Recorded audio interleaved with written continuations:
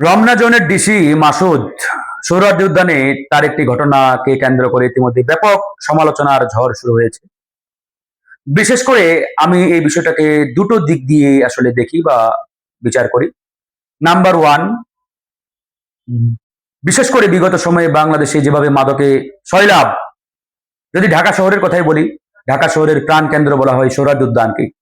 এই সোহরাওয়ার্দী উদ্যানে মাদকের এতটাই ভয়াবহ ছবল যে একজন ভালো ভদ্র মানুষ পথচারী সোহরাওয়ার্দী উদ্যানের ভিতর দিয়ে হাঁটবে এই সুযোগটাও নেই।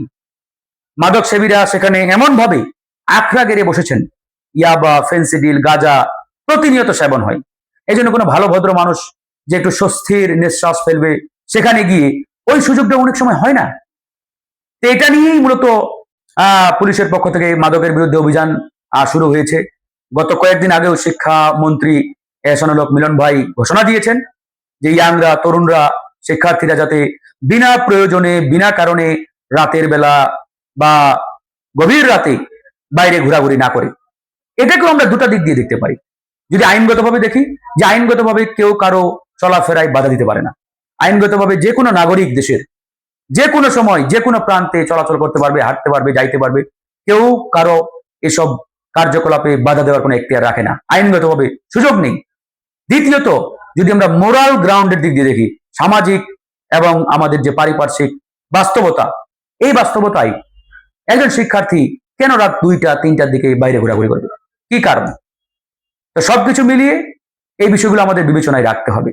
মাসুদ সাহেব যেহেতু রমনা জোনের ডিসির দায়িত্বে রয়েছেন, তিনি যে মাদকের বিরুদ্ধে অভিযানটি চালিয়েছেন, এটাকে আমরা অ্যাপ্রিসিয়েট করি, সাধুবাদ জানাই। এই অভিযানগুলো আরো চালানো হবে দরকার এবং চালাতেই হবে। তবে ওখানে যেভাবে লাঠি পেটাটা করা হয়েছে, প্রহার করা হয়েছে, এটা আসলে উচিত হয় নাই। এটার আসলে আমিও ঘোর বিরোধী। তা আমি চাই ভবিষ্যতে জনাব মাসুদ সাহেব এই বিষয়গুলো যাতে খেয়াল রাখেন এবং তার এই কর্মকাণ্ড কার্যক্রম অবশ্যই চলমান থাকুক, এটা আমাদের প্রত্যাশা। তার অনেক অবদান আছে। হ্যাঁ, জুলাই বিপ্লবে তার অবদান আছে। বিশেষ করে বিগত সময়ে সে অনেক বঞ্চিত হয়েছে।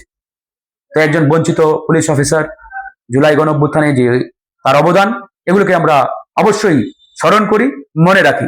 একই সাথে এই মাদকের বিরুদ্ধে শুধু সোহরাওয়ার্দী উদ্যান না, ঢাকা শহরের প্রত্যেকটি পয়েন্টে পয়েন্টে এই অভিযান চলমান রাখতে হবে। সেটা যে দলের বিরুদ্ধে হোক না কেন, যার বিরুদ্ধে হোক না কেন, মাদকের বিরুদ্ধে জিরো টলারেন্স।